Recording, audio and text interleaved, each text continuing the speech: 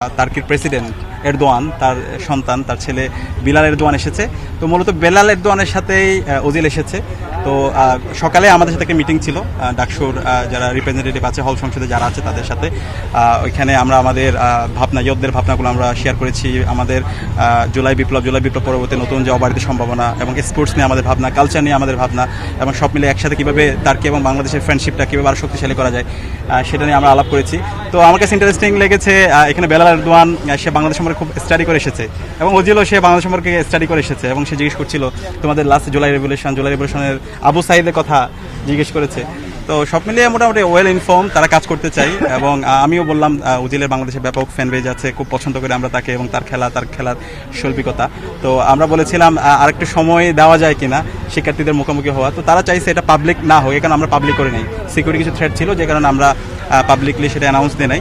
না হলে আরও বড় পরিসরে সেন্ট্রাল ফিল্ডে যদি আমরা বড় পরিসরে মুখোমুখি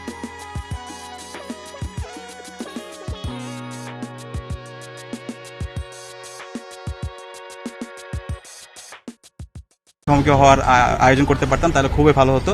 তো আমরা এই ধরনের কমিউনিকেশন এবং এই ধরনের এক্সচেঞ্জ প্রোগ্রামগুলো আমরা অব্যাহত রাখবো এবং আরও বড় পরিসরে ইনশাল্লাহ আয়োজন অব্যাহত থাকবে। হ্যাঁ, কথা হয়েছে তার সাথে, সকালে কথা হয়েছে, এখানে আসার পর কথা হয়েছে। সে বাংলাদেশের বিশেষ করে জুলাই রেভলিউশন নিয়ে জানতে চেয়েছে। তো জুলাই রেভলিউশনে যারা শহীদ হয়েছে এবং নতুন বাংলাদেশের ইয়দের এখন কন্ট্রিবিউশনটা কেমন, আমরা কেমন বাংলাদেশ চাই সেটা। তো সেখানে আমরা বলেছি আমরা একটা নতুন বাংলাদেশ, ইনসাফভিত্তিক বাংলাদেশ, সে বাংলাদেশ বিনির্মাণ করতে চাই এবং সে বাংলাদেশ বিনির্মাণের ক্ষেত্রে আমরা একসাথে কোলাবোরেশনে কাজ করতে চাই এবং বাংলাদেশে বিশেষ করে কালচারাল জায়গায় একটা বিশাল ভ্যাকেন্সি আছে। তো সেই জায়গায় তার্কিশ যেই মুভিগুলো আছে সেই মুভি এবং তার্কিশ যে মিডিয়া, সেই মিডিয়াগুলো আমরা এখানে কোলাবোরেশনে কাজ করতে পারি। পাশাপাশি তার্কিশ স্কলারশিপ, অনেকগুলো স্কলারশিপ আছে, Ibn Khaldun university, middle east university. তো এই স্কলারশিপগুলো কীভাবে আরও সহজ করা যায়, শিক্ষার্থীদেরকে এঙ্গেজ করা যায় এবং স্পোর্টসের জায়গায় কীভাবে আরও ইমপ্রুভ করা যায় সেই বিষয়গুলো নিয়ে আলাপ করেছি এবং তারা বলেছে যে কোনো বিষয় তাদেরকে অ্যাপ্রোচ করলে তাদের জায়গা থেকে সর্বোচ্চ আন্তরিকতার সাথে তারা আমাদেরকে সহযোগিতা করবে। তো আমাদের এখানে অলরেডি মেডিকেল সেন্টার, পাশাপাশি আমাদের সেন্ট্রাল মসজিদ, সেটাও তার্কির ডোনেশনের মাধ্যমে খুব দ্রুত কাজ শুরু হবে।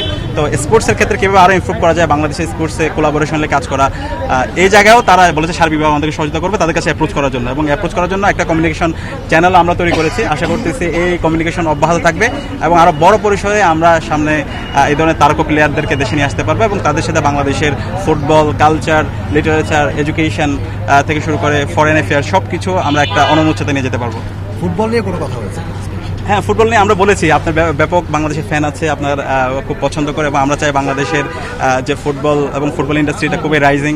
তো আমরা যদি একসাথে কোলাবোরেশনে কাজ করতে পারি এবং আপনার জায়গা থেকে একটু নার্সিং করতে পারেন তাহলে এটা একটা অনন্য উচ্চতা আমরা নিয়ে যেতে পারবো এবং সে তার জায়গা থেকে সে আগ্রহ প্রকাশ করেছে এবং আশা করতেছি ইনশাল্লাহ এই কমিউনিকেশনটা অব্যাহত থাকবে। বাংলাদেশের বাফুফে থেকেও তাদের সাথে কমিউনিকেশন করা হবে আশা করছি এবং এই কমিউনিকেশনের মাধ্যমে আমরা একটা কালেকটিভ কোঅপারেশনের মাধ্যমে বাংলাদেশের ফুটবল এবং ওভারঅল বাংলাদেশের গেমকে আমরা অনন্য একটা উচ্চতা নিয়ে যেতে পারবো। ঢাকা বিশ্ববিদ্যালয় ডাকসুতে তাকে কোনো সুবিনিয়র দেওয়া হয়েছে কিনা? হ্যাঁ, ডাকসুর পক্ষ থেকে আমরা সুবিনিয়র দিয়েছি। আমরা আমাদের গত 4 মাসে আমরা যা করেছি সেগুলো তো দেওয়া হয়েছে, পাশাপাশি বাংলাদেশের সিম্বল কিছু দেওয়া হয়েছে, আমাদের গ্রাম বাংলার চিত্র সেটা আমরা তাকে তুলে দিয়েছি। পাশাপাশি আমাদের ডাকসুর পক্ষ থেকে আরও অনেকগুলো স্মারক ছিল, এসব কিছু দিয়েছি এবং তারা খুবই হ্যাপি হয়েছে, আন্তরিকতার সাথে সেটা গ্রহণ করেছে। আচ্ছা, এখানে প্রথমে বলেছি সিকিউরিটি কনসার্ন ছিল যে কারণে ওনাদের পক্ষ থেকে রিকোয়েস্ট ছিল যেটা আমরা পাবলিকলি যেন অ্যানাউন্স না করি। তো সেই জায়গা থেকে তাদের রিকোয়েস্টের কারণে আমরা পাবলিকলি অ্যানাউন্স করতে পারিনি।